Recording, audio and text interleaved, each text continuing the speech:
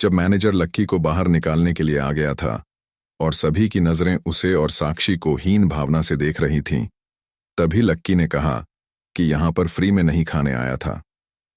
उसने यहां आने के लिए एक टेबल बुक की थी। ये सुनते ही डिम्पल और राहुल समेत बाकी लोग चौंक गए थे। यहां तक कि साक्षी को भी ऐसा ही लग रहा था कि लक्की उसके साथ मजाक कर रहा था। क्या कहा तुमने? यहां तुमने टेबल बुक की है? डिम्पल ने चौंकते हुए कहा। उसे ऐसा लग रहा था जैसे उससे किसी ने कहा हो कि नदी रेगिस्तान में बहती है। लक्की की बात सुनते ही डिम्पल को हंसी आ गई और वो राहुल को देखकर जोर जोर से हंसने लगी। उसे ऐसा लग रहा था कि अगर लक्की जैसा आदमी सन एंड मून में टेबल बुक कर सकता है तो या तो ये होटल बहुत सस्ता है या फिर ब्रेकअप की वजह से लक्की पागल हो गया है। जैसे ही डिम्पल ने लक्की के चेहरे की ओर देखा तो पाया कि उसके चेहरे पर एक तरह की शर्म छा गई थी। बाकी लोग भी इस तमाशे का मजा ले रहे थे। उसके कपड़े को देखकर कोई भी उसकी बात मानने के लिए तैयार नहीं था। देखिए, अब आप मेरे पेशेंस का टेस्ट मत लीजिए। मेरे पास और भी बहुत सारे काम हैं। अगर आप इसी तरह टाइम वेस्ट करते रहे और यहां से नहीं निकले तो मुझे मजबूरन पुलिस को बुलाना पड़ेगा। मैनेजर ने अपने गुस्से का घूंट पीते हुए कहा। साक्षी भी इस धमकी की वजह से और ज्यादा डर गई थी। उसे समझ नहीं आ रहा था कि वो लक्की के झूठ में उसका साथ दे और अभी थोड़ा पैसा देकर टेबल बुक कर ले या उसे उसके हाल पर छोड़कर वहां से निकल जाए। ये बात साफ थी कि साक्षी के पास इतना पैसा नहीं था और ना ही लक्की के पास। तो फिर तुम यहां पे ढीठ की तरह ऐसी फजीयत क्यों करवा रहा है अपनी? साक्षी ने घुरते हुए लक्की को देखा और अपने आप से पूछा। उधर लक्की मोटे से बरगद के पेड़ की तरह उन सब के बीच खड़ा था। सबकी नजरें उसे तूफानों की तरह घूरे जा रही थीं, लेकिन वो अपनी जगह से टस से मस भी नहीं हो रहा था। लक्की ने गहरी सांस ली और मैनेजर से बोला, मैंने आपकी होटल में टेबल नंबर 8 बुक की है। अगर आपको विश्वास नहीं हो रहा तो इससे पहले कि लक्की आगे कुछ कह पाता, उसने अपनी जेब से मोबाइल निकाला और मैनेजर को मैसेज दिखाने लगा जिसमें उसकी टेबल बुकिंग का कीन इन्फॉर्मेशन था। अरे वाह, झूठ पर और एक झूठ। क्या नंबर बताया तुमने अपनी टेबल का? 8? क्या बात है? लेकिन 8 नंबर टेबल पर तो हमारी बुकिंग है, उस पे तो हमारा ऑर्डर है। लक्की, थोड़ा ढंग का झूठ तो बोलो, डिम्पल ने कहा और लक्की की ओर देखने लगी। राहुल, साक्षी और बाकी के लोग भी लक्की को ऐसे ही देख रहे थे जैसे उसने बहुत बड़ा गुनाह कर दिया था। उधर मैनेजर ने लक्की के हाथ से उसका फोन लिया और उस मैसेज को देखने लगा। जैसे ही उसने मैसेज पढ़ा उसके चेहरे पर एक मुस्कान आई और उसने रिस्पेक्ट के साथ लक्की को उसका फोन लौटाते हुए कहा, सॉरी सर, मुझसे गलती हो गई, मैं आपको पहचान नहीं पाया। चलिए, मैं आपको आपकी टेबल पर ले चलता हूं। डिम्पल मैनेजर के मुंह से लक्की के लिए सर सुनकर फिर चौंक गई। एक ही पल में खेल पलट गया था। उसने कहा, मैनेजर, तुमसे कोई गलती तो नहीं हुई ना? इसने जो मैसेज दिखाया वो सही है ना? हो सकता है कोई फेक मैसेज तुम्हें दिखा रहा हो। राहुल ने भी डिम्पल की बात सुनते ही अपना मोबाइल निकाला और अपनी बुकिंग का मैसेज मैनेजर को दिखाते हुए बोला, ये देखो, 8 नंबर टेबल पर मेरी बुकिंग है, उसकी नहीं। मैनेजर ने राहुल के फोन पर भी मैसेज देखा और प्यार से मुस्कुराते हुए बोला, हाँ सर, मैं समझ गया। आपने भी टेबल नंबर 8 ही बुक की है, लेकिन आपने एक ऑर्डिनरी टेबल बुक की है और सर ने 8 नंबर की रिजर्व टेबल बुक की है। क्या इसने रिजर्व टेबल बुक की है? डिम्पल ने मैनेजर की ओर फटी हुई आंखों से देखते हुए कहा। उसे विश्वास ही नहीं हो रहा था कि लक्की ऐसा भी कुछ कर सकता था। कहाँ उसके पास ढाबे पर खाने तक के पैसे नहीं हुआ करते थे और कहाँ आज उसने एक रिजर्व टेबल बुक कर ली थी जिसका दाम ऑर्डिनरी टेबल से 2 गुना ज्यादा था। डिम्पल को इस बात पर विश्वास नहीं हो पा रहा था। इससे पहले कि डिम्पल इस बात को पचा पाती, मैनेजर लक्की और साक्षी को अपने साथ उनकी टेबल की ओर ले गया। जब वो लोग टेबल नंबर 8 के पास पहुंचे तो मैनेजर ने जो देखा उससे उसका दिमाग खराब हो गया। टेबल के ऊपर खाना पहले से लगा हुआ था और उसे भी बड़ी बात यह थी कि कस्टमर टेबल पर आया भी नहीं था। उसे पहले खाना खत्म होने की कगार पर आ गया था। 1 सेकंड सर, मैनेजर ने लक्की को देखते हुए कहा। लक्की ने देखा कि उसका चेहरा मारे शर्म के लाल हो गया था।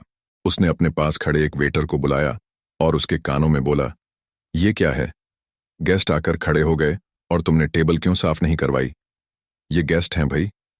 सर, इस टेबल के गेस्ट तो कब के आ चुके हैं।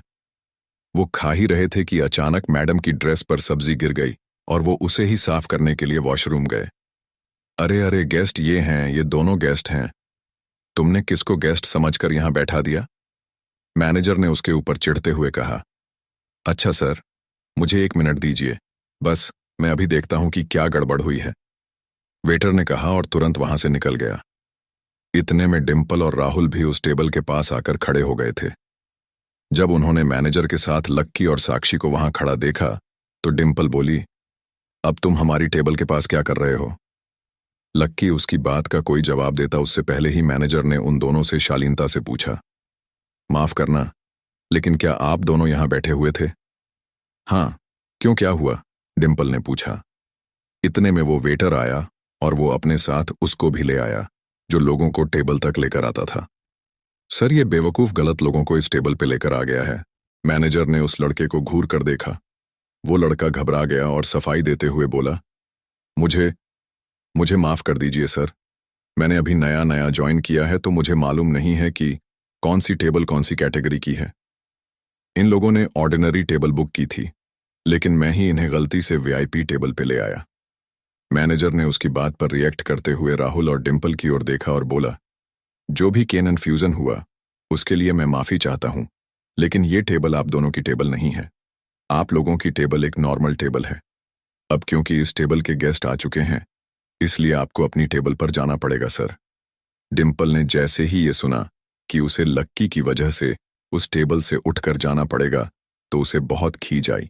वो दुनिया में किसी के लिए भी वहां से उठकर जा सकती थी, लेकिन लक्की के लिए उसे उठना बिल्कुल मंजूर नहीं था। जी नहीं, हम यहां से नहीं जा रहे हैं, डिम्पल ने सपाट लहजे में कहा। अच्छा, तो आप इसी टेबल पर बैठकर खाना खाना चाहते हैं? मैनेजर भी दुविधा में पड़ गया था। अपने स्टाफ की गलती की सजा डिम्पल और राहुल को नहीं दे सकता था। हाँ, हमारा खाना यहीं है तो हम यहीं पर बैठकर खाएंगे। हम इस टेबल से उठकर कहीं और जाने वाले नहीं हैं, डिम्पल ने कहा और गुस्से से लक्की की ओर देखने लगी। लक्की को उसकी शक्ल देखकर अच्छा लग रहा था। वो जितनी बार लक्की को गुस्सा दिलाने की कोशिश करती, उतनी बार खुद ही उसे गुस्सा आ जाता। मैनेजर ने उन दोनों के बीच की तनातनी को देखते हुए गहरी सांस ली और बोला, ठीक है तो फिर, लेकिन मैं आपको पहले ही बता देता हूं कि वीआईपी टेबल का रेट ऑर्डिनरी टेबल के रेट से ज्यादा है, होने दो। हम यहां खा सकते हैं तो हम क्यों ना खाएं, पैसों की हमें कोई परवाह नहीं है। डिम्पल ने राहुल की ओर देखते हुए कहा। आज वो किसी भी हाल में लक्की को जीतते हुए नहीं देखना चाहती थी। वो नहीं देख सकती थी कि लक्की उससे भी ऊंची किसी टेबल पर बैठकर उसी के सामने खाना खाए। वो लक्की से उसकी पोजीशन को छीन लेना चाहती थी। डिम्पल को भले इस बात से कोई फर्क नहीं पड़ रहा था, लेकिन वो ये बात भूल गई थी कि इस टेबल के पैसे वो नहीं, राहुल दे रहा था।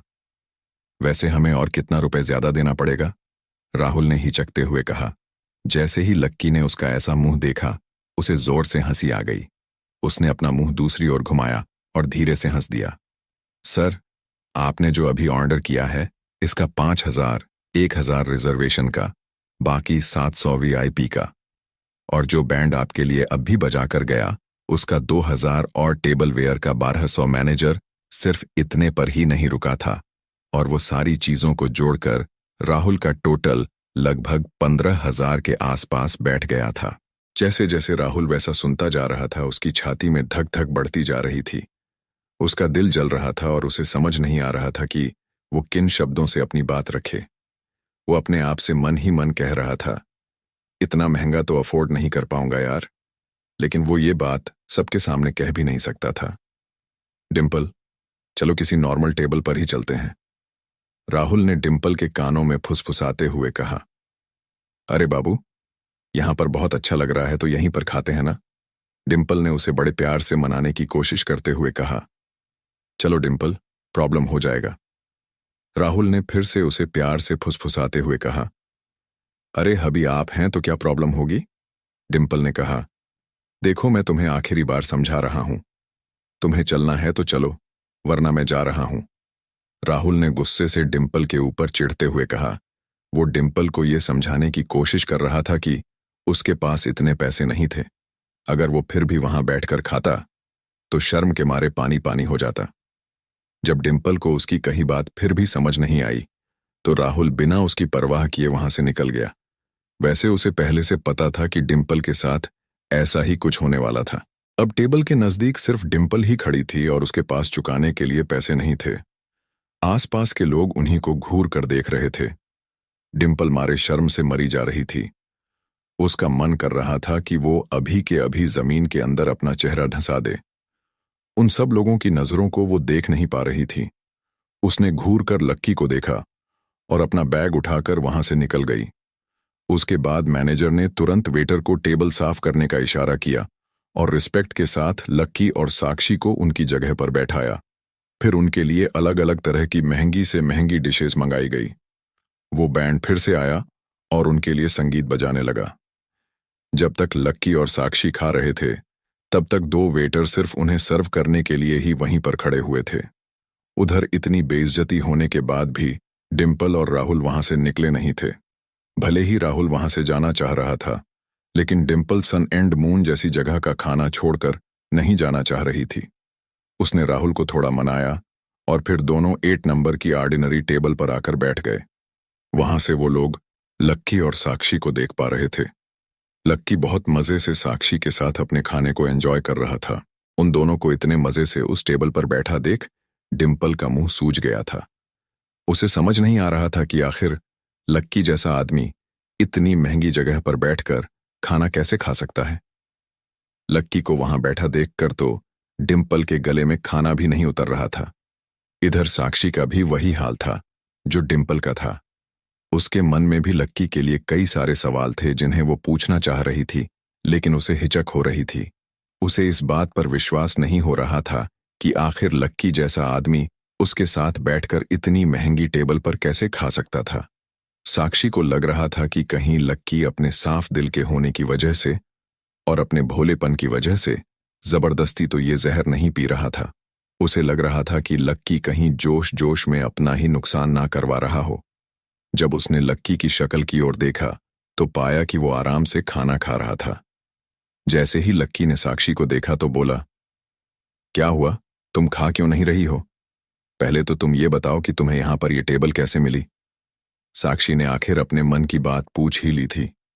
क्या मतलब कैसे मिली? मैंने टेबल बुक की है।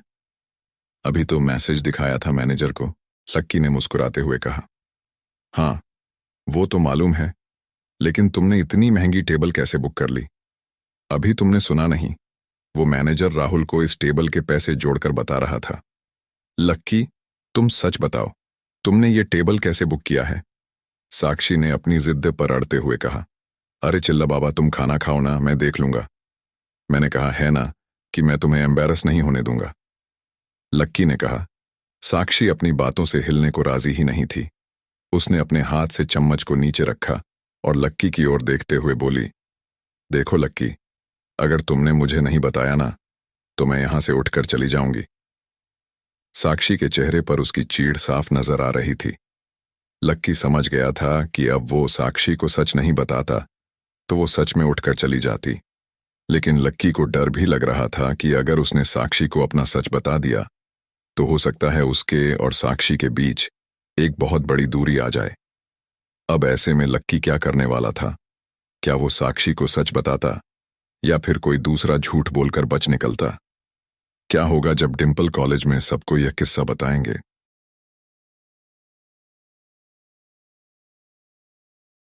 जब साक्षी टेबल से उठने को थी तब लक्की को लगा कि उसके लिए जवाब देना जरूरी हो गया था, लेकिन वह साक्षी को अपनी सच्चाई बताकर उसे अपने से दूर नहीं करना चाहता था। साक्षी उसकी उन दोस्तों में से थी जिसने उसका मुश्किल वक्त में साथ दिया था। ऐसे में लक्की उससे अपने स्टेटस की वजह से दूर नहीं रखना चाहता था। लक्की ने 2 पल सोचने के बाद एक बहाना बनाते हुए बोला, देखो, ऐसी बात है कि मेरी ना कल एक लॉटरी लगी, किसी को बताना मत। लॉटरी पूरे 1.5 लाख रुपए की थी। मैं लॉटरी की टिकट्स ना खरीदते रहता हूं और फाइनली कल जाकर मेरी लॉटरी खुली, इसलिए मैं तुम्हें यहां पर लेकर आया। साक्षी को पहले तो लक्की की इस बात पर विश्वास नहीं हुआ। वो लक्की के साथ इतना रहती थी, लेकिन उसने कभी भी उसकी जेब में लॉटरी की टिकट नहीं देखी थी। तुम सच बोल रहे हो? साक्षी ने कहा। अरे हाँ बाबा, वरना मैं इतना पागल थोड़ी हूं जो तुम्हें इतनी महंगी सी जगह पर लेकर आता। तुम तो जानती हो ना मेरी हालत क्या है। लक्की ने खिसियाकर मुस्कुराते हुए कहा। तो जब तुम्हें अपनी हालत का अंदाजा खुद ही है, तो फिर तुम मुझे इतनी महंगी जगह पर क्यों लेकर आए? लक्की 1.5 लाख की ही लॉटरी लगी है, 1.5 करोड़ की नहीं है, जो तुम इतना उछल रहे हो, समझे? साक्षी ने उसे फटकारते हुए कहा। अरे इतना भी महंगा नहीं है, वैसे भी थोड़ा सा एंजॉय करना तो बनता है ना।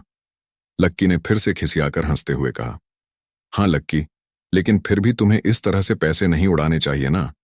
तुमने सिर्फ इस खाने के लिए 15,000 रुपए खर्च कर दिए हैं। साक्षी ने उसे कड़े शब्दों में कहा। वो सच में लक्की की काफी फिक्र करती थी। अरे ठीक है, पैसे का क्या है, आज है कल नहीं है। वैसे भी तुम मेरी बहुत अच्छी दोस्त हो और मेरे लिए मेरे दोस्तों से बढ़कर और कोई नहीं है। और फिर मैंने ही तुम्हें कहा था कि मैं तुम्हें ट्रीट देने के लिए सन एंड मून लेकर चलूंगा, तो सॉर्टेड है, लक्की ने कहा। और उसके शब्द सुनकर साक्षी के दिल में कुछ हलचल सी हो उठी थी। उसे लग रहा था कि लक्की कितना अच्छा है। साक्षी ने फिर से अपनी चम्मच उठाई और खाना खाने लगी। वहीं दूसरी तरफ डिंपल की जलन कम होने का नाम ही नहीं ले रही थी। इधर जब साक्षी और लक्की ने अपना खाना खत्म किया तो लक्की ने पेमेंट किया और दोनों होटल के बाहर आ गए।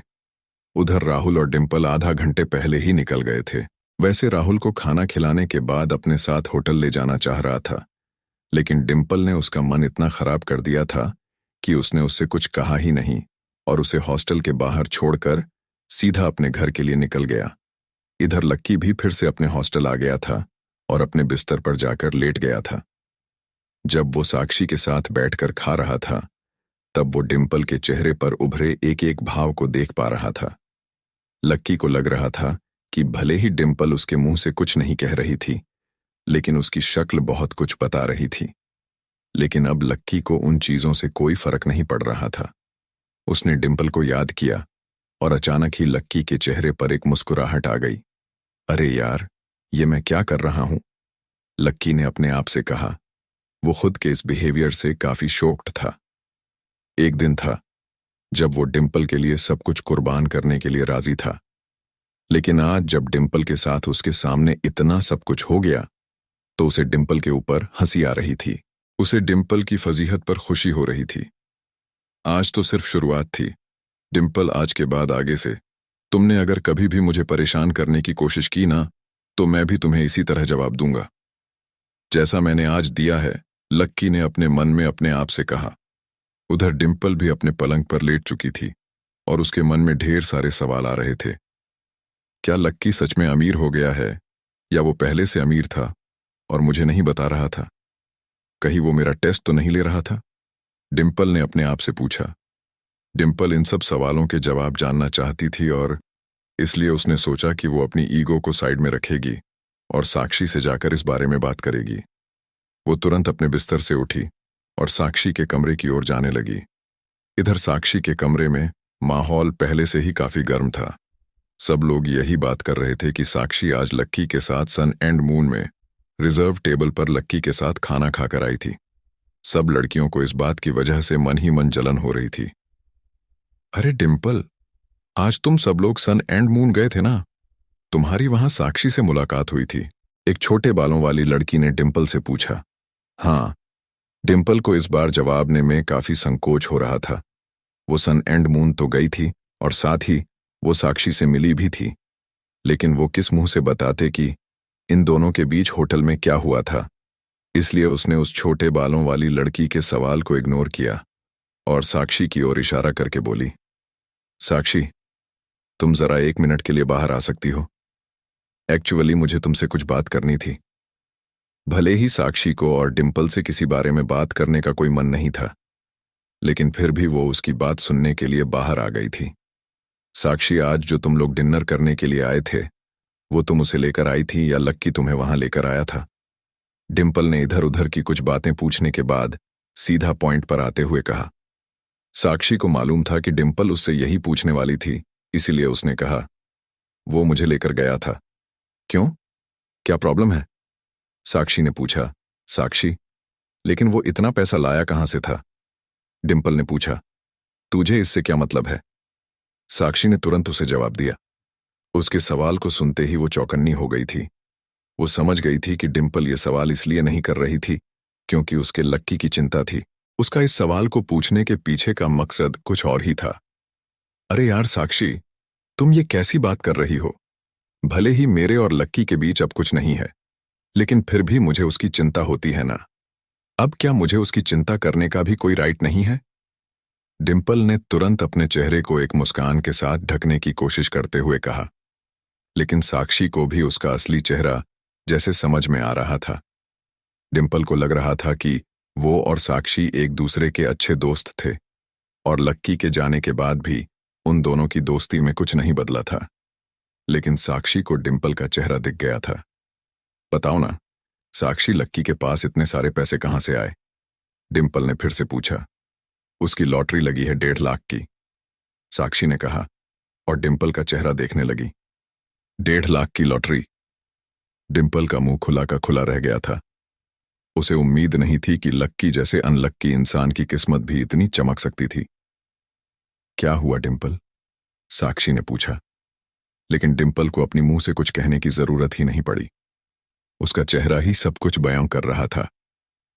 जब साक्षी को एहसास हुआ कि डिम्पल आगे कुछ नहीं बोल पाएगी, तो साक्षी ने बात को आगे बढ़ाते हुए कहा, लक्की की फाइनेंशियल कंडीशन पहले से ही ठीक नहीं है, लेकिन लॉटरी के इस पैसे से उसका काफी बर्डन कम हो जाएगा। वैसे तुम उसके पैसों के बारे में तो नहीं सोच रही हो ना? साक्षी ने डिम्पल के मन में झांकने की कोशिश करते हुए कहा। अरे साक्षी, ये तुम क्या कह रही हो? ऐसा कुछ नहीं है यार, मैं उसके पैसे के बारे में क्यों सोचने लगी? डिम्पल ने कहा। लेकिन वो अपने मन में अपने आप से यही कह रही थी, अगर वो मेरे साथ होता ना, तो मैं चुपचाप उसका सारा पैसा अपने हाथ में ले लेती। इधर अगले दिन जब दोपहर में कॉलेज की कोई क्लास नहीं थी, तो लक्की हमेशा की तरह किताब पढ़ने के लिए लाइब्रेरी में चला गया। लक्की जो सीढ़ियों से चढ़कर ऊपर की ओर जा ही रहा था, तो उसे पीछे से किसी की आवाज आई। लक्की। लक्की ने इस आवाज को सुनते ही पहचान लिया था।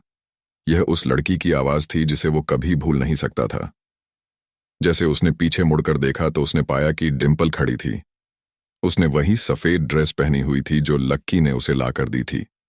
उस ड्रेस को देखते ही लक्की समझ गया कि आगे क्या होने वाला था। उसकी शक्ल देखते ही लक्की को मन ही मन हंसी आ रही थी। उसे मालूम था कि डिम्पल ऐसा ही कुछ करने वाली थी। लक्की सीढ़ियों के ऊपर रुका हुआ था और डिम्पल सीढ़ियों के नीचे खड़ी थी। वो मुस्कुराते हुए लक्की के पास जाने के लिए सीढ़ियां चढ़ने लगी और फिर बड़ी मिठास के साथ लक्की से पूछने लगी, लक्की, क्या मैं इस ड्रेस में अच्छी लग रही हूं? बात क्या है वो बताओ सीधा। लक्की ने सीधा पॉइंट पर आते हुए कहा। उसकी आवाज को सुनकर ही डिम्पल समझ गई थी कि वो आज नाराज था।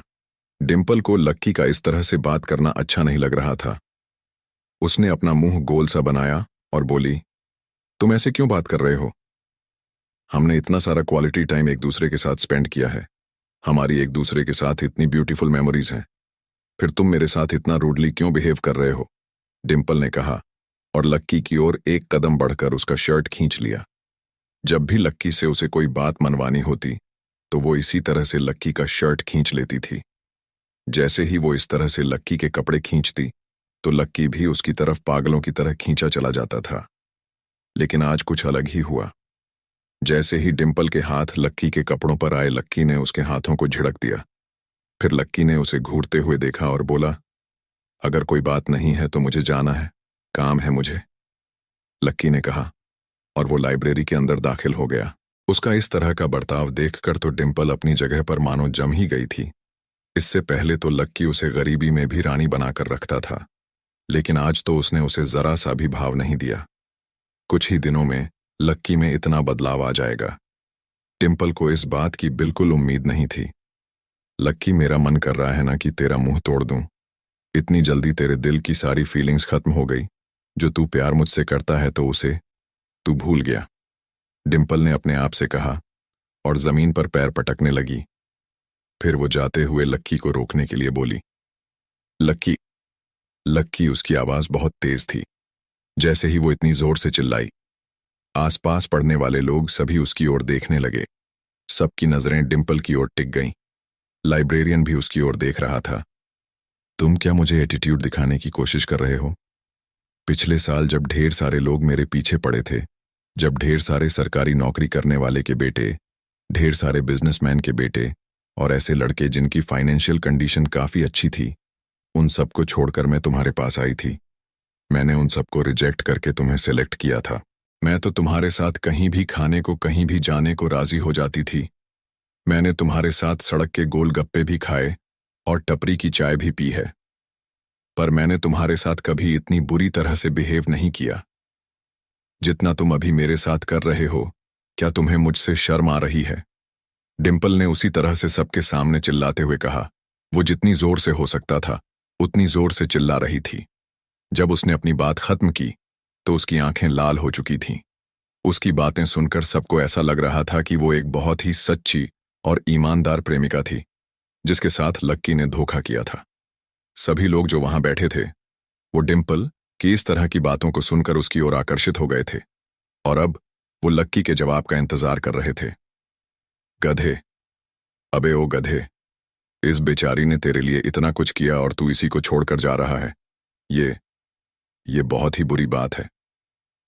कुछ लड़कियों ने डिम्पल की तरफदारी करते हुए लक्की से कहा और डिम्पल को शांत करवाने लगी। अरे तुम इस पागल के पीछे क्यों पड़ी हो?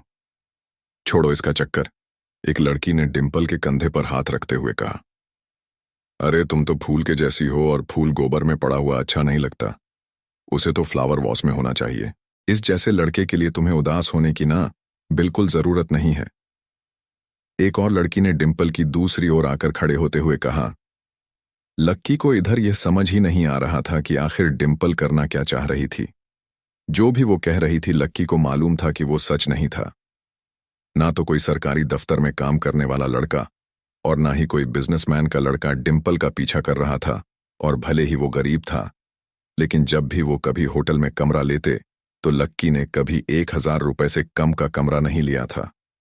और कमरे में जाने के बाद भले ही डिम्पल उसके साथ चली जाती थी, लेकिन वो उसे कभी छूने नहीं देती थी। इधर लक्की को भी कुछ लड़कियों ने घेर लिया था। वो उसके आसपास आकर खड़ी हुई और बोली, अरे बेचारी इतनी अच्छी लड़की है, फिर क्या प्रॉब्लम है तुम्हें? एक लड़की ने कहा, इससे पहले कि लक्की उसे कुछ कह पाता। दूसरी लड़की ने कहा, देखना, बाद में तुम्हें बहुत रिग्रेट होगा। अगर तुमने इस लड़की के साथ फिर से पेचअप नहीं किया तो हम तुम्हें पूरे कॉलेज में बदनाम कर देंगे। इससे पहले कि और लड़कियां कुछ कहती, डिम्पल लक्की के पास आ गई और उसका हाथ पकड़कर उसे एक और ले जाने लगी। लक्की को समझ नहीं आ रहा था कि आखिर डिम्पल उससे क्या चाहती थी। क्या डिम्पल फिर से लक्की को किसी जाल में फंसाने वाली थी, या इस बार लक्की उससे बचकर निकल जाता?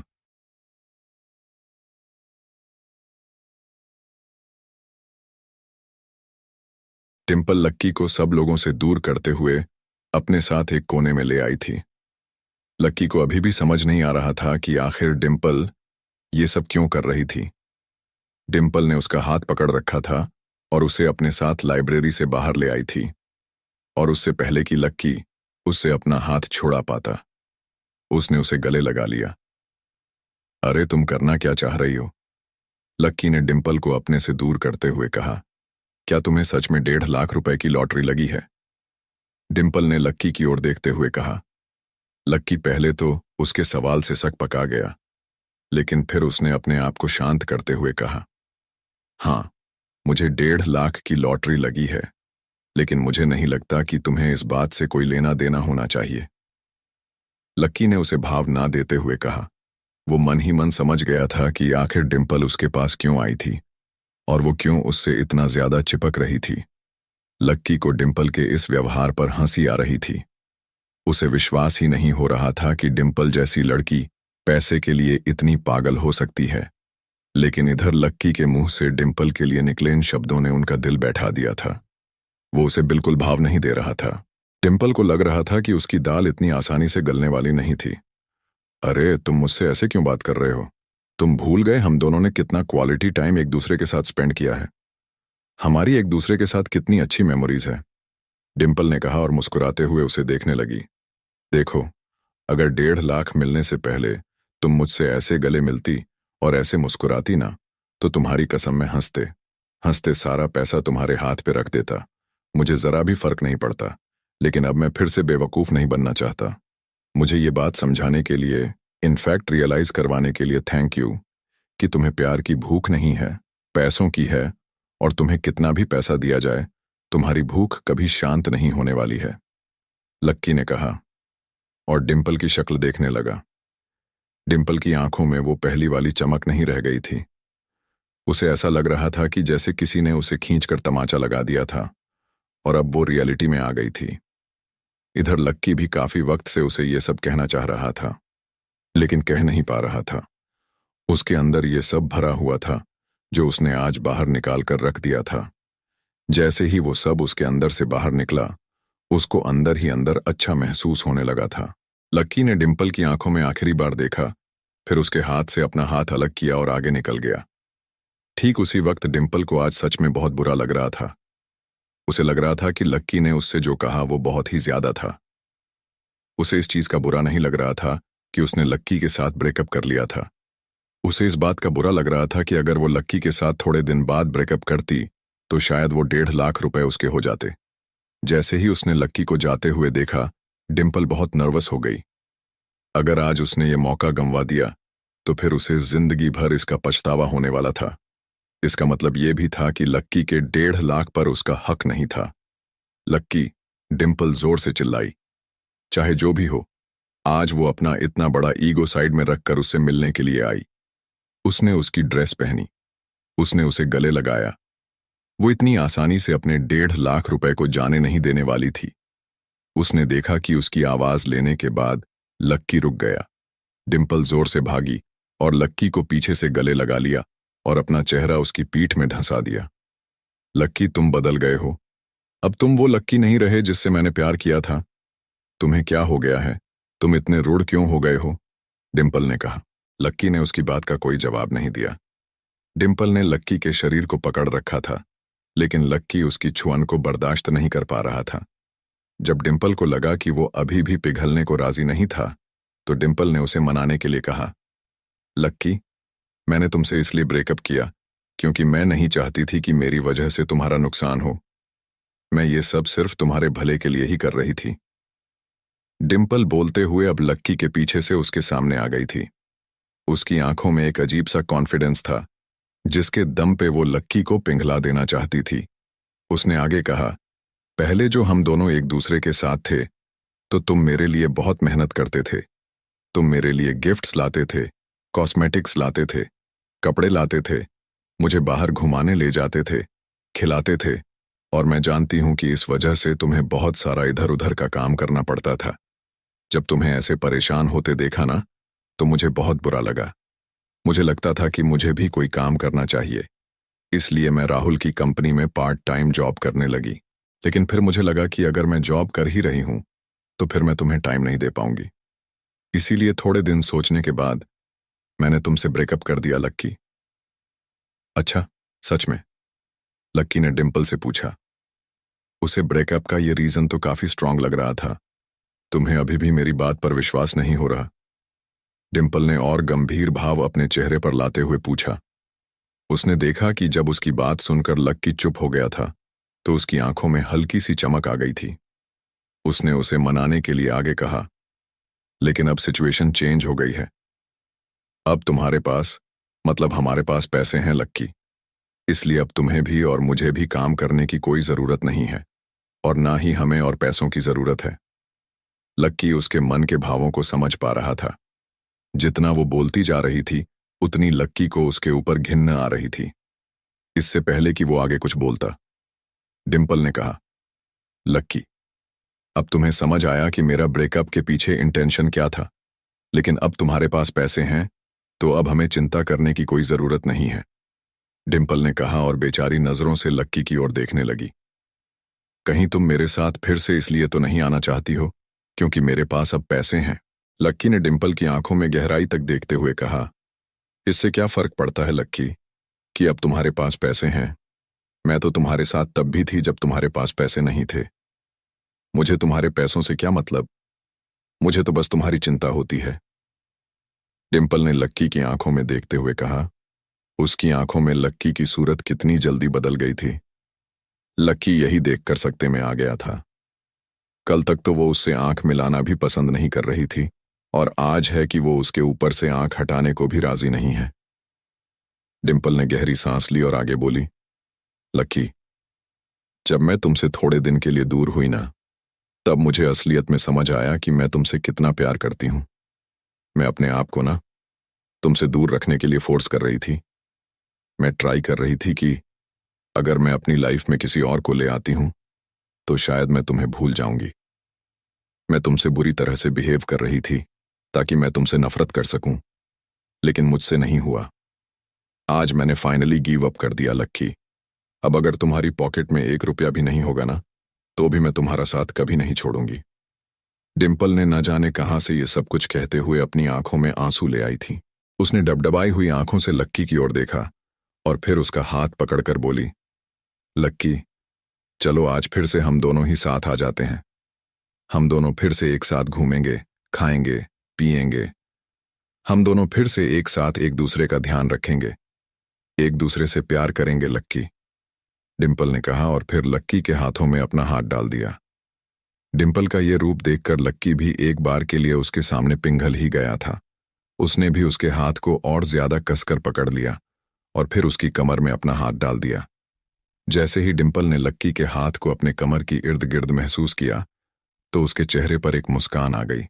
उसने फिर से अपने वहीं बीते हुए दिन याद आ गए थे। मुझे तो लगा था कि अब तुम मेरे पास कभी वापस नहीं आओगे, डिंपल ने लक्की के कंधे से अपने सिर को चिपकाते हुए कहा और उसके पेट पर अपना हाथ रख दिया। डिंपल के चेहरे को अपने कंधे के पास महसूस कर लक्की को लग रहा था कि वो हमेशा डिंपल के साथ ऐसे ही रहना चाहता था। उसे लग रहा था कि डिंपल बदल गई थी, और अगर ऐसा था तो उसके लिए लक्की भी फिर से बदलने को तैयार था। डिंपल, अगर तुम्हें जरूरत हो तो मैं तुम्हारे खाते में थोड़े पैसे ट्रांसफर कर दूं। 12-15 हजार, लक्की ने पूछा। पागल हो क्या? मैंने तुम्हें अभी तो कहा कि मैं ये सब पैसे के लिए नहीं कर रही हूं। इन्हें तुम अपने पास ही रखो। मुझे जब जरूरत होगी ना तो मैं तुमसे मांग लूंगी, डिंपल ने कहा। उसकी शक्ल देखकर लक्की को उसके ऊपर विश्वास हो गया था। उसे सच में पैसों की कोई जरूरत नहीं थी और न ही वो पैसों के पीछे भाग रही थी। वो लक्की से सच में प्यार करती थी और उसे इस बात की तसल्ली भी थी कि डिंपल अब उसे छोड़कर नहीं जाने वाली थी। लक्की ने उसके हाथ में अपनी उंगलियों को कसा और फिर से दोनों कैंपस में घूमने लगे। दोनों कैंटीन की तरफ जा रहे थे। लक्की ने देखा कि वहां बाहर कोई इवेंट हो रहा था। कुछ लोगों ने एक छोटा सा टेंट लगा रखा था और कुछ बैनर्स भी लगे हुए थे। दोस्तों, हम लोग कॉलेज के पीछे वाली बस्ती से आए हैं। हम लोग उस बस्ती में रहने वाले बच्चों की पढ़ाई के लिए पैसा इकट्ठा कर रहे हैं। उन्हें स्कूल जाने में बहुत दिक्कत होती है। उन्हें अपने माँ बाप के साथ काम पर जाना पड़ता है और इसीलिए वो स्कूल नहीं जा पाते। इसलिए हम आपकी मदद चाहते हैं। आपके छोटे से डोनेशन से उन बच्चों का भविष्य सुधर सकता है, एक लड़की ने कहा और फिर लक्की और डिंपल के पास आकर खड़ी हो गई। उसने लक्की के हाथ में एक पर्चा थमा दिया और उम्मीद भरी नजरों से उसे देखने लगी। लक्की ने उस पर्चे को देखा और बोला, आप लोग एक अच्छा काम कर रहे हैं, इसलिए मैं डोनेट करना चाहता हूं। लक्की ने मुस्कुराते हुए कहा, थैंक यू। आप क्यूआर कोड को स्कैन कर सकते हैं। ये सीधा हमारे बैंक अकाउंट से लिंक्ड है और पैसा सीधा हमारी संस्था के पास चला जाएगा। उस लड़की ने लक्की के हाथ में एक कोड थमाते हुए कहा। लक्की ने उस कोड को अपने फोन में स्कैन किया और फिर अपने फोन से अमाउंट डालने लगा। डिंपल चोर नजरों से ये देखने की कोशिश कर रही थी कि लक्की कितने पैसे देने वाला था, लेकिन उससे पहले ही उसने पासवर्ड टाइप करना शुरू कर दिया था। 1,30,000 रुपए प्राप्त हुए। पीछे से एक मधुर सी रोबोटिक आवाज आई। जैसे ही सब लोगों ने ये सुना, सब लोग उस स्पीकर की ओर देखने लगे। इतना बड़ा अमाउंट तो कभी भी किसी ने डोनेट नहीं किया था। डोनेशन लेने वालों को अभी तक इतना डोनेशन भी नहीं मिला था जितना एक बार में ही मिल गया था। बाकी के लोग 10, 20 या 50 रुपए ही दे रहे थे, लेकिन यहां तो सीधा 1,30,000 रुपए आ गए थे। सब लोग ये जानने के लिए बेताब थे कि इतने पैसे आखिर किसने दिए थे। वो लड़की लक्की के पास आई और उसने पूछा, क्या आपने ये डोनेशन दिया है? जी हाँ, मैं उन बस्ती के बच्चों की दिल से मदद करना चाहता हूं, लक्की ने कहा। जैसे ही लक्की के मुंह से ये बात निकली, सब लोग उसे घेर कर खड़े हो गए। सर, आपका नाम क्या है? मैं आपका नाम संस्था में लिखवाकर आपको सम्मानित करवाना चाहती हूँ, उस लड़की ने कहा। नहीं, उसकी कोई जरूरत नहीं है। मैं सिर्फ बच्चों की मदद करना चाहता था। इससे ज्यादा मुझे और कुछ नहीं चाहिए, लक्की ने कहा और मुस्कुराने लगा। बाकी के लोग उसके इस एटीट्यूड के फैन हो गए थे। सब लोगों को लग रहा था कि लक्की वाकई एक बहुत अमीर आदमी था। लक्की ने एक बार सबको देखा और फिर डिंपल की ओर देखकर बोला, डार्लिंग चले। लक्की, तुमने 1,30,000 रुपए डोनेट कर दिए। डिंपल ने जब से उस स्पीकर पर वो आवाज सुनी थी, तब से उसका दिल बैठ गया था। वो जहां खड़ी थी वहीं की वहीं जम गई थी। हाँ, 1,30,000 रुपए डोनेट किया, लक्की ने कहा और फिर डिंपल के हाथों को अपने हाथ में लेते हुए बोला, अभी तुमने ही तो कहा था कि तुम्हें इस बात से कोई फर्क नहीं पड़ता कि मेरे पास पैसे हैं या नहीं। तुमने बोला था ना कि तुमने तो मुझे तब पसंद किया था जब मेरे पास पैसे नहीं थे, इसलिए तुम्हारे दिल में मेरे पैसों के लिए नहीं बल्कि मेरे लिए प्यार है। मुझे भी तुम्हारा साथ चाहिए डिंपल, पैसे का क्या है, आज हैं कल नहीं है, लेकिन अगर तुम साथ हो तो जिंदगी में सो गया, और मेरा पैसा अगर किसी अच्छी चीज के लिए काम आ रहा है तो ये तो अच्छा ही है ना। हमें तो खुश होना चाहिए कि हमारी वजह से आज कोई बच्चा पढ़ पाएगा, और तुम चिंता मत करो। मेरे पास अभी 5,000 रुपए और रखे हुए हैं। हम कैंटीन चलते हैं, समोसा और कोल्ड ड्रिंक मेरी तरफ से हमारे पेचअप की एक छोटी सी पार्टी, लक्की ने कहा और डिंपल की आंखों में देखने लगा। डिंपल को महसूस हो रहा था कि वो कितनी बड़ी गद्दी थी जो फिर से इस पागल के चक्कर में पड़ रही थी, लेकिन उसके सामने इतनी प्यार मोहब्बत की बातें करके वो एकदम से मुकर भी नहीं सकती थी। लक्की भी ये देखना चाहता था कि डिंपल अभी कह रही थी, उसे मना भी रही थी, या उसकी नजर सिर्फ उसके पैसों पर ही थी। क्या होगा आगे? क्या डिंपल लक्की की परीक्षा में पास हो पाएगी? क्या लक्की सच में डिंपल से रिलेशन रखना चाहता था, या फिर उसे सबक सिखाना चाहता था? लक्की ने जैसे ही अपनी बात खत्म की, वो चमकती हुई आंखों से डिंपल को देखने लगा। उसे लग रहा था कि डिंपल उसके इस एक्शन पर शाबाशी देगी, लेकिन डिंपल की आंखों का ठंडापन कुछ और ही कहानी सुना रहा था। धीरे धीरे उसकी आंखों का ठंडापन गुस्से में बदलने लगा था, और उसकी आंखें लाल हो गई थीं और सांसें फूलती जा रही थीं। कैफेटेरिया में जाने के लिए जैसे ही लक्की ने फिर से डिंपल का हाथ पकड़ा, मानो उसे करंट लगा हो, और वो जोर से चिल्लाई, निकलो यहां से, गेट लॉस्ट। डिंपल ने बहुत तेज आवाज में कहा था, और उसकी आवाज सुनकर फिर से सभी लोग उसकी ओर देखने लगे थे। अटेंशन लेना डिंपल की आदत थी। लक्की को मन ही मन हंसी आ रही थी, फिर भी उसने चेहरे पर अटेंशन लाते हुए पहले बाकी सभी लोगों को देखा और फिर डिंपल की ओर देखते हुए बोला, अरे डिंपल, क्या हो गया? लक्की का चेहरा देखकर तो ऐसा लग रहा था जैसे उसे समझ ही नहीं आ रहा था कि डिंपल उसके साथ क्या कर रही थी, लेकिन मन ही मन वो सारा खेल समझ चुका था। लक्की, तुम एक नंबर के ना, गधे हो, उल्लू हो, पागल हो, तुम्हें जरा से पैसे क्या मिले?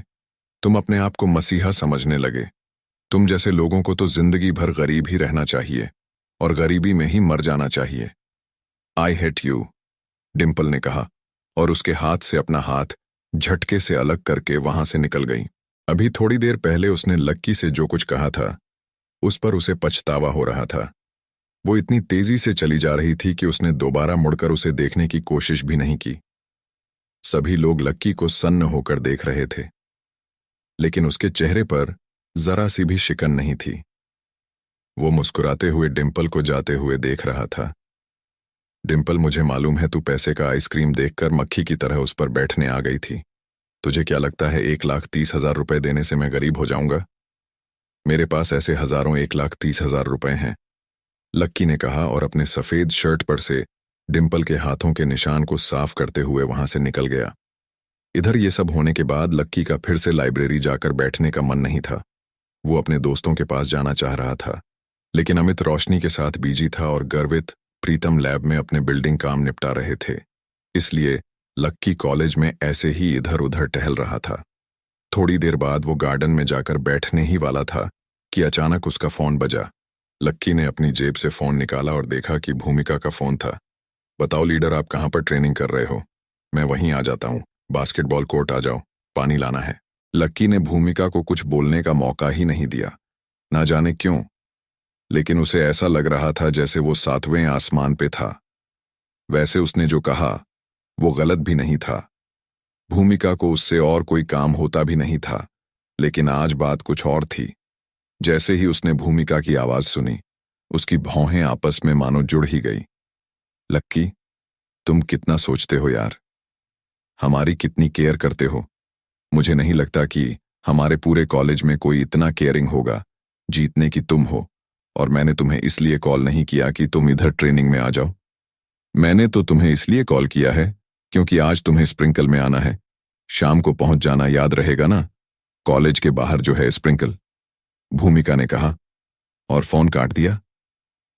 लक्की को तो लग रहा था कि वो भूमिका से मिलने के बहाने अदिति से भी मिल लेगा, लेकिन यहां पर तो बात ही कुछ और थी। ये मुझे स्प्रिंकल पर क्यों बुला रही है? लक्की ने अपने आप से पूछा और फिर घड़ी देखने लगा। शाम होने वाली थी, इसीलिए वो गार्डन से उठा और स्प्रिंकल की ओर जाने लगा। स्प्रिंकल लक्की के कॉलेज के बाहर एक बड़ा सा कैफे था जो अपने जूस, शेक, कॉफी और बाकी पेय पदार्थों के लिए जाना जाता था। कॉलेज में जिन लोगों के पास में थोड़े से ज्यादा पैसे होते, वो वहीं जाकर अपना शेक पीते थे। लक्की थोड़ी ही देर में वहां पहुंच गया था। उसने देखा कि भूमिका वहां पहले से ही बैठी हुई थी। उसने आज ट्रेनिंग के कपड़े नहीं पहने थे, बल्कि गहरे नीले रंग की जीन्स, सफेद टी शर्ट और एक गुलाबी रंग का जैकेट पहना हुआ था। उसके बाल हल्के से रंगे हुए थे। लक्की ने देखा कि आज तो भूमिका ने हल्का सा मेकअप भी किया हुआ था। लीडर, आप यहां अकेले क्या कर रही हो? लक्की ने पूछा। क्यों, मैं यहां अकेले नहीं आ सकती क्या? भूमिका ने झेंपते हुए कहा। उसे विश्वास नहीं हो रहा था कि यह वही भूमिका थी जो अभी कुछ देर पहले उससे इतने प्यार से बात कर रही थी। लक्की को ये चीज समझने में देर नहीं लगी कि वो इसलिए प्यार दिखा रही थी ताकि लक्की चुपचाप वहां पहुंच जाए। लक्की ने उससे कुछ नहीं कहा और उसके पास वाले स्टूल पर बैठ गया। सर, आप क्या लेना पसंद करेंगे? एक वेटर आया और उसने लक्की से प्यार से पूछा। अरे ओ, इससे पूछने की जरूरत नहीं है, ये यहां पहली बार आया है, इसके लिए एक कॉफी ले आओ। भूमिका ने बीच में ही घुसते हुए कहा। थोड़ी ही देर में लक्की के लिए एक कॉफी आ गई थी। लक्की चुपचाप बैठकर वहीं कॉफी पी रहा था और भूमिका तब तक ये सोच रही थी कि आखिर वो लक्की को अपना प्लान कैसे समझाए। उसे लग रहा था कि उसके प्लान के लिए लक्की से सूटेबल और कोई नहीं था। लक्की ने देखा कि उसको देखते ही भूमिका के चेहरे पर मुस्कान तैर गई थी, जिसे देखकर एक बार के लिए लक्की भी डर गया था। लक्की को उसका इस तरह से उसे देखना अच्छा नहीं लग रहा था और वो बहुत असहज महसूस कर रहा था। वो समझ गया था कि आज भूमिका उसे फिर से किसी चक्कर में फंसाने वाली थी। देखो, मैं सीधा पॉइंट पे आती हूँ। मैं तुमसे एक फेवर चाहती हूँ। फेवर ये है कि तुम्हें मेरी कजिन बहन का बॉयफ्रेंड बनना पड़ेगा, भूमिका ने कहा। बॉयफ्रेंड? ये शब्द सुनते ही लक्की थोड़ा सा चौंक गया था। उसने टेबल पर रखा टिश्यू उठाया और अपना मुंह पोंछने लगा। लक्की पहले ही भूमिका के मुंह से ये सुन चुका था कि उसकी कजिन की उम्र काफी ज्यादा हो गई थी और अभी तक उसकी शादी नहीं हुई थी। लीडर, आप क्या मजाक कर रहे हो? लक्की ने कहा और भूमिका की ओर देखने लगा। वो तो यही मानता था कि भूमिका की नजर में वो एक फटीचर और लूजर ही था, जिसकी कोई रिस्पेक्ट नहीं थी। फिर वो उसे अपनी बहन का बॉयफ्रेंड क्यों बना रही थी? अबे ओ, मैं तेरे साथ क्यों मजाक करने लगी? मेरे पास इतना टाइम नहीं है कि मैं यहां बैठकर तेरे साथ मजाक करूं। समझा ना? मेरी बहन की उसके बॉयफ्रेंड से कुछ ज्यादा डिमांड नहीं है और ना ही उसकी कोई लंबी चौड़ी लिस्ट है कि उसका बॉयफ्रेंड ऐसा हो, वैसा कुछ नहीं है। बस उसे ये चाहिए कि उसका बॉयफ्रेंड ईमानदार हो और उसकी बात मानने वाला हो। बस, और मुझे लगता है कि इस रोल के लिए तुमसे ज्यादा और कोई फिट नहीं बैठ सकता है, भूमिका ने कहा। हाँ पर यार, इससे पहले कि लक्की अपनी तरफ से कुछ कह पाता, भूमिका ने उसकी बात को बीच में ही काटते हुए कहा। पर क्या? क्या पर? पर मेरी कजिन का बॉयफ्रेंड बन जाने में तुम्हें कोई प्रॉब्लम है? भूमिका ने लक्की के ऊपर दबाव बनाते हुए कहा और आगे बोली।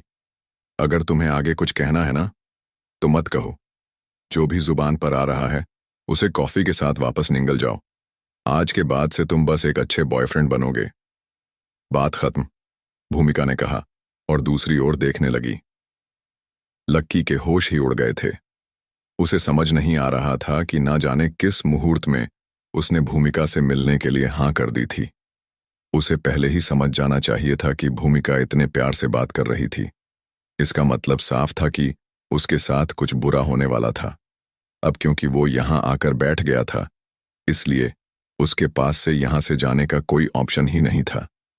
भूमिका ने फिर से उसे देखा और बोली, तुम यहीं बैठो, मेरी बहन अभी थोड़ी ही देर में आती होगी। अच्छे से बिहेव करना और मेरी नाक मत कटवाना, समझे? भूमिका ने लक्की की बैठे बैठे की डेट सेट कर दी और फिर वो अपना फोन निकालकर अपने कजिन को फोन करते हुए बाहर चली गई। हेलो, कहाँ तक पहुंची? भूमिका ने पूछा। हाँ, बस पहुंचने ही वाली हूं मैं, बस 1 किलोमीटर और बता रहा है। मैंने तुमसे कहा था ना कि मेरे लिए कोई ढूंढ कर रखना। कोई मिला क्या? उसकी कजिन ने उधर से पूछा। हाँ, मैंने उसे ढूंढ लिया है। इस वक्त वो मेरे साथ स्प्रिंकल पर ही बैठा है। भूमिका ने गर्व के साथ कहा। हाँ, लेकिन जैसा चाहिए था वैसा ही है ना? उसकी कजिन ने पूछा। हाँ, हाँ, बिल्कुल वैसा ही है। और मैं शर्त लगाकर कह सकती हूं कि आपको भी वो बहुत पसंद आएगा। मुझे अपने पूरे कॉलेज में ना इससे अच्छा और कोई नहीं मिल सकता। अगर आप उससे सड़क पर कहीं मिलती ना, तो आप यही कहती कि ये कोई कॉलेज में पढ़ने वाला लड़का नहीं है, बल्कि ईंटों की भट्ठी पर काम करने वाला कोई मजदूर है। भूमिका ने कहा। अच्छा, ऐसा क्या? तब तो ठीक है। अब मुझे कॉन्फिडेंस आ रहा है कि मैं अभिजीत को पटा ही लूंगी। भूमिका की कसम ने कहा। मुझे एक बात समझ नहीं आ रही है। अगर तुम अभिजीत जैसे लड़के को ही अपना बॉयफ्रेंड बनाना चाहती हो, तो फिर तुम इस फटीचर को अपना बॉयफ्रेंड क्यों दिखा रही हो? जो अभिजीत पर हाथ डाल दिया है तो फिर इसकी तरफ क्यों देखना? भूमिका ने पूछा। अरे भूमि, तू बच्ची है अभी। तुझे पता है कि अभिजीत कितना बड़ा आदमी है। वो करोड़ों का मालिक है और वो मुझसे बहुत ज्यादा कमाता है।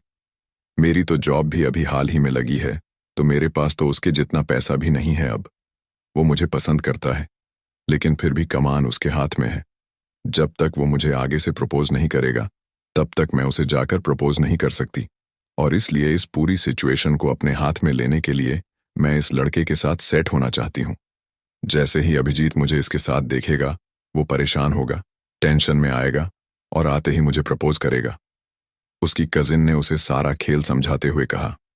हाँ, पर इसके लिए किसी फटीचर लड़के की ही क्यों जरूरत है आपको? भूमिका को अभी भी बात पूरी समझ नहीं आ रही थी। अरे पागल लड़की, एक बार जरा सोच।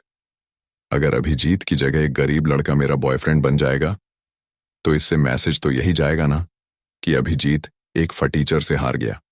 जैसे ही उसे ये पता लगेगा, उसके तो दिल में आग ही लग जाएगी और फिर वो मेरे ऊपर और भी ज्यादा ध्यान देना शुरू करेगा और मेरा ख्याल रखना भी शुरू करेगा। उसकी कजिन ने उसे समझाते हुए कहा। अरे वाह, क्या गेम खेला है? भूमिका के मुंह से निकला। अब उसे सब कुछ साफ साफ समझ में आ रहा था। और जैसे ही भूमिका ने फोन रखा, उसके 5 मिनट के बाद ही एक काले रंग की गाड़ी स्प्रिंकल के सामने रुक गई। उसमें से एक लड़की निकली जिसके बाल लंबे और जूते काले थे। उसके पैर लंबे थे और उसने स्टॉकिंग पहनी हुई थी। जैसे ही वो लड़की गाड़ी से नीचे उतरी, सभी मर्दों की निगाहें उसके ऊपर जा टिकी थीं। उसे देखकर ही ऐसा लग रहा था जैसे किसी फैशन शो की मॉडल गाड़ी में से उतर आई थी। बहन भूमिका उसे दूर से ही देखते हुए चिल्लाई और फिर उसकी ओर जाने लगी। उसकी बहन भी स्प्रिंकल की ओर बढ़ी और फिर दोनों कसकर एक दूसरे से मिल गए। इसके बाद भूमिका ने उससे कहा, अंदर चलो, वो हमारा अंदर ही इंतजार कर रहा है। भूमिका ने उसका हाथ पकड़ा और उसके साथ अंदर जाने लगी। इधर उसकी कजिन ने भूमिका को बीच में ही रोका और उससे बोली, एक बात सुनो, तूने उससे ये तो नहीं बोला ना कि हम उसे यूज करने वाले, मतलब तूने हमारा एक्चुअल प्लान तो उसे नहीं बताया ना? उसे इस बारे में कुछ पता नहीं चलना चाहिए। जैसे ही अभिजीत मुझे प्रपोज कर देगा, उसके बाद हम उसे सब कुछ सच सच बताकर माफी मांग लेंगे। अरे बहन, इतनी भी छोटी नहीं हूं, इतनी सी बात ना समझूं। मैंने उसे बस यही कहा है कि तुम्हें मेरी बहन का बॉयफ्रेंड बनना है। बस बेचारा इतना सीधा है ना कि मना नहीं कर पाया। अब जब हमारा काम पूरा हो जाएगा ना, तो हम उसे सच बता देंगे और सॉरी बोलें या ना बोलें, उस बात से कोई फर्क नहीं पड़ता। भूमिका ने कहा। अच्छा, वो दिखता कैसा है? ठीक तो लगता है ना? क्योंकि जब तक अभिजीत सामने से नहीं आ जाता तब तक तो मुझे उसी की शक्ल देखनी पड़ेगी ना। उसकी कजिन ने फिर से कहा, हाँ, वैसे देखने में तो अच्छा ही है, बस गरीब है, इसलिए अच्छा नहीं लगता। पर हाँ, काम चल जाएगा, चिंता करने की कोई जरूरत नहीं है। भूमिका ने कहा, अच्छा ये बताओ, मैं कैसी देख रही हूं? उसकी कजिन ने पूछा। भूमिका ने पहले उसे देखा और फिर उसके आसपास के लड़के को देखने लगी जो उसकी बहन को ही घूर रहे थे। भूमिका ने अपनी कजिन से कहा, आप इन सब चूजों की आंखों में देख लो कि आप कैसी लग रही हो। उसकी कजिन जोर से हंस दी और फिर भूमिका के हाथों पर हल्की सी चपत लगा दी। इसके बाद दोनों स्प्रिंकल के अंदर जाने लगे। इधर लक्की अभी भी बैठकर कॉफी ही पी रहा था। उसे लग रहा था कि उसने भूमिका को हाँ करके अपने ही पैर पर कुल्हाड़ी मार ली थी। उसने कॉफी का आखिर सिप लिया ही था कि उसके पीछे से एक आवाज आई, अरे यहां मेरी बहन आ गई और तुम्हारी अभी तक कॉफी खत्म नहीं हुई, भूमिका ने कहा। उसकी कजिन ने देखा कि उस लड़के ने सफेद रंग की शर्ट पहनी हुई थी। उसके बालों को पीछे से देखकर तो ऐसा लग रहा था कि वो कोई गरीब आदमी था, लेकिन जैसे ही वो भूमिका की दिशा में घूमा, उस लड़की के होश उड़ गए। उसे विश्वास नहीं हो रहा था कि जिसकी बहन जिसे फटीचर समझ रही थी वो लक्ष्मण लाल अग्रवाल था। इधर लक्की ने देखा कि भूमिका जिसे अपनी बहन बता रही थी वो सिटी बैंक की मैनेजर यास्मीन थी। दोनों के मुंह एक दूसरे को देखकर खुले के खुले रह गए थे। अब उन तीनों के बीच आगे क्या होने वाला था? क्या होगा जब यास्मीन लक्की का सच भूमिका को बता देगी? क्या लक्की का राज अब खुल जाएगा? क्या हाल होगा भूमिका का जब उससे लक्की की सच्चाई पता लगेगी? जैसे ही लक्की और यास्मीन ने एक दूसरे को देखा, उन दोनों की आंखें खुली की खुली रह गई थीं। यास्मीन ने उसे देखते ही पहचान लिया था कि उसके सामने खड़ा आदमी आखिर कौन था। उसे मालूम था कि यही आदमी अभी थोड़े दिन पहले ही बैंक से सुप्रीम कार्ड लेकर निकला था। यास्मीन ने इसके बैंक से चले जाने के बाद मैनेजर से लक्की के बारे में बात भी की थी। तब उसने यास्मीन को बताया कि उसके पास कितना सारा पैसा और कितनी सारी प्रॉपर्टी थी। उसने ये भी बताया कि लक्की ही वो पहला इंसान था जिसने उस बैंक में से फिंगरप्रिंट के जरिए पैसे निकाले थे। ये सुनते ही यास्मीन की आंखें फटी की फटी रह गई थीं। अब जब इतना अमीर आदमी उसके सामने खड़ा था तो यास्मीन को समझ नहीं आ रहा था कि वो कैसे बिहेव करे। अरे तुम्हारी आंखें हैं या बटन तुम्हें दिख नहीं रहा कि मेरी बहन खड़ी है? इसके लिए चेयर कौन खींचेगा? भूमिका ने लक्की को हड़काते हुए कहा। यास्मीन ने भूमिका को घूर कर देखा और फिर लक्की की ओर प्यार से देखते हुए बोली, हेलो, कैसे हैं आप? भूमिका को लगा कि उसकी बहन लक्की के साथ फ्रेंडली होने की कोशिश कर रही थी ताकि वो अपनी बात से मुकर न जाए। फिर भी भूमिका से रहा नहीं गया और वो फिर से बोली कि चेयर खींचो, उसकी कोई जरूरत नहीं है, मैं खुद ही ले लूंगी। यास्मीन ने कहा और कुर्सी खींचकर खड़ी हो गई। वो लक्की के बैठने का इंतजार कर रही थी। लक्की को मन ही मन अपनी किस्मत पर हंसी आ रही थी। अंदर ही अंदर हंसते हुए पहले वो बैठा और फिर उसके सामने यास्मीन और भूमिका भी बैठ गए। भूमिका को लग रहा था कि यास्मीन लक्की के सामने कुछ ज्यादा ही बन रही थी। उसे समझ नहीं आ रहा था कि लक्की को इतना भाव क्यों दे रही है। वो तो वैसे भी इस खेल में प्यादा है, तो उसे अभी से इतना सिर पर क्यों चढ़ाना? भूमिका ने मन ही मन सोचा। फिर उसे लगा कि हो सकता है किसी भी तरह का शक करने का मौका नहीं देना चाहती होगी, इसलिए वो इसी तरह से बात कर रही है। बहन, मैं तुम्हारा इससे इंट्रोडक्शन करवा देती हूँ, इसका नाम लक्की है। हमारे कॉलेज में सेकेंड ईयर का स्टूडेंट है। काफी काफी काफी ईमानदार लड़का है और मुझे लगता है कि तुम्हें इससे ज्यादा ईमानदार लड़का है और मुझे लगता है कि तुम्हें इससे ज्यादा ईमानदार लड़का कहीं नहीं मिल सकता है। भूमिका ने अपनी बहन के सामने मुस्कुराते हुए कहा। फिर उसने लक्की की ओर देखा।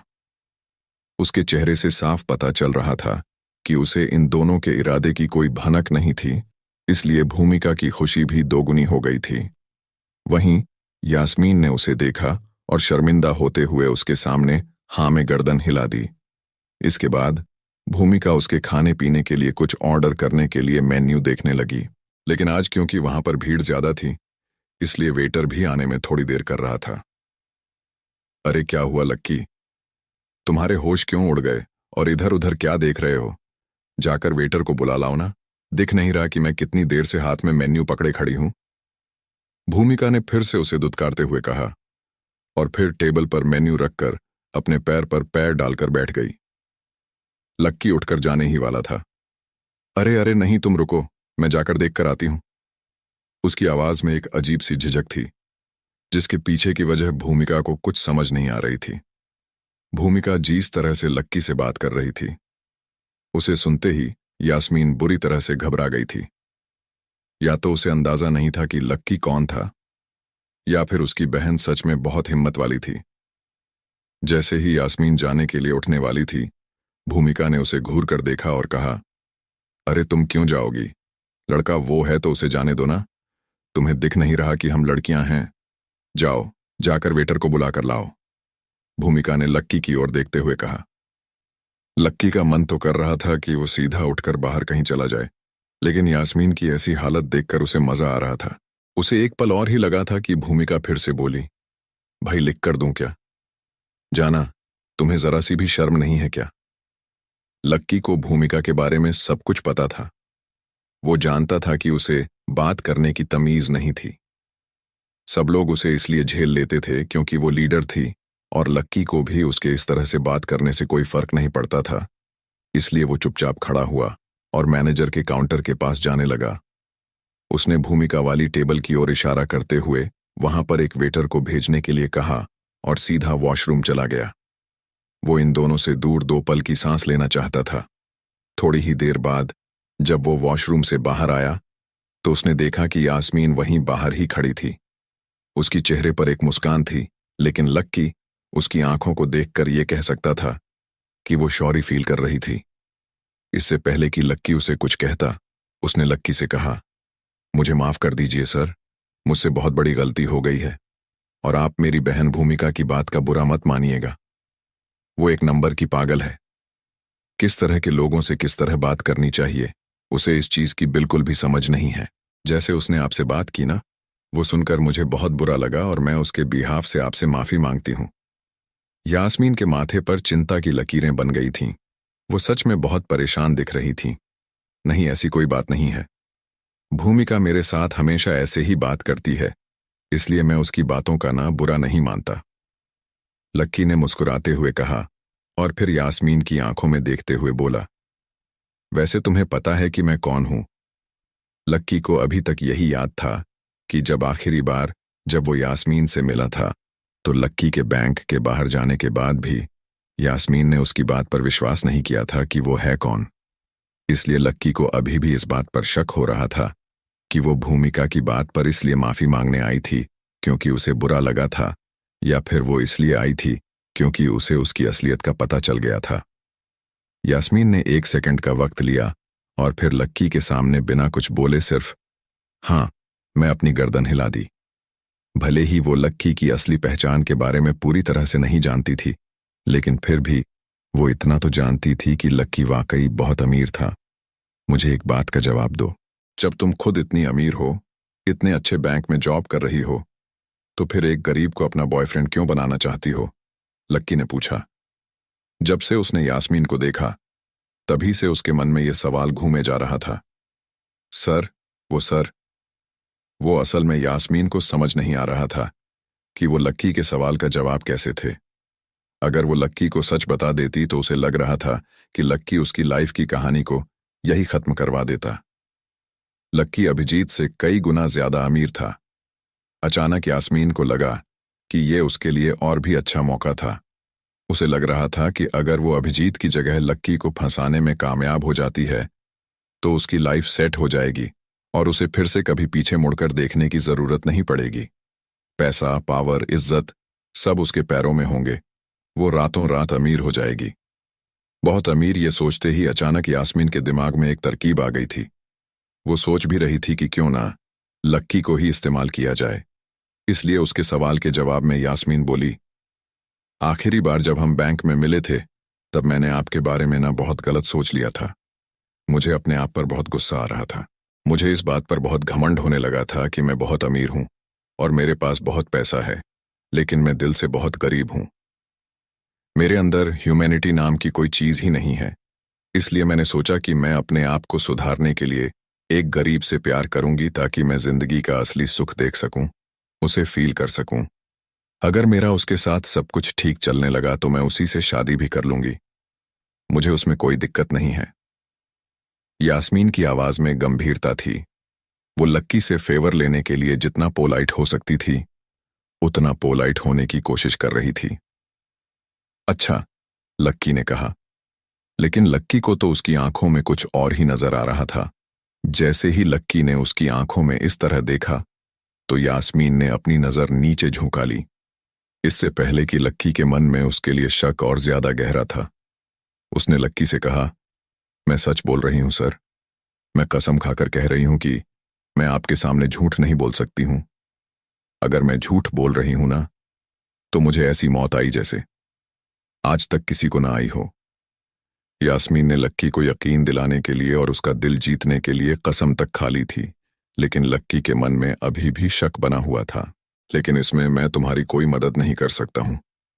तुम्हें तो पहले से मेरी पहचान के बारे में मालूम है और इसलिए मुझे नहीं लगता कि मैं तुम्हारे लिए ठीक रहूंगा।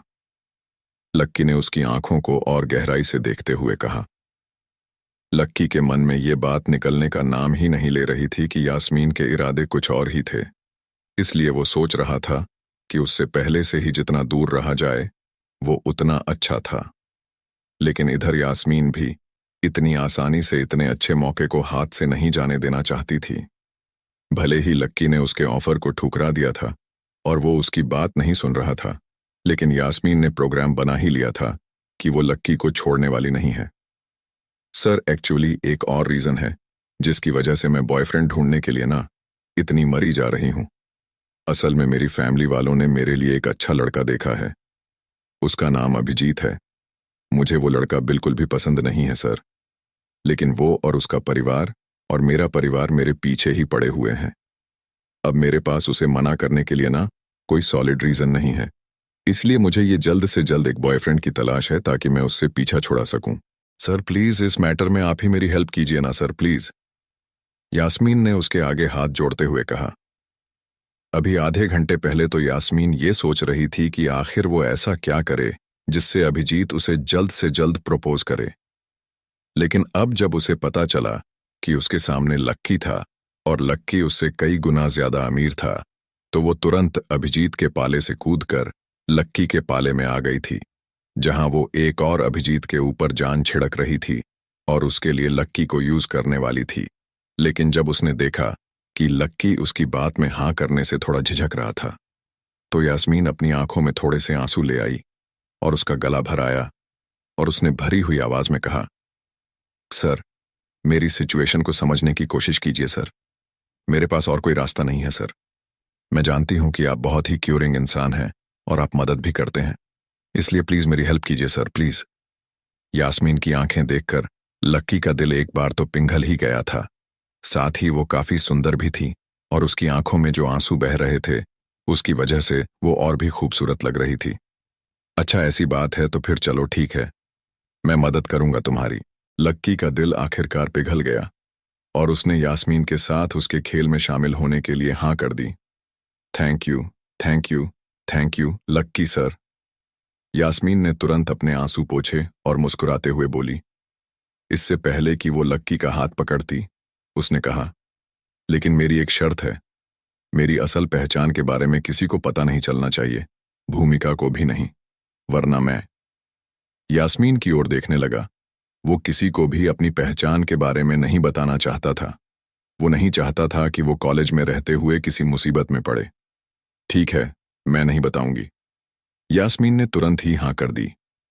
वैसे भी उसकी पहचान के बारे में भूमिका को बताने पर नुकसान यास्मीन का ही होना था। अगर वो उसे बता देती तो हो सकता था कि भूमिका भी उसके पीछे पड़ जाती। वो दोनों तो एक ही कॉलेज में पढ़ते थे और इसलिए भूमिका के पास लक्की से मिलने के ज्यादा मौके थे। यास्मीन अपने ही दुश्मन को अपने ही हाथों से किसी भी कीमत पर खड़ा नहीं करना चाहती थी। वहीं यास्मीन को अपने कसम पर हंसी भी आ रही थी।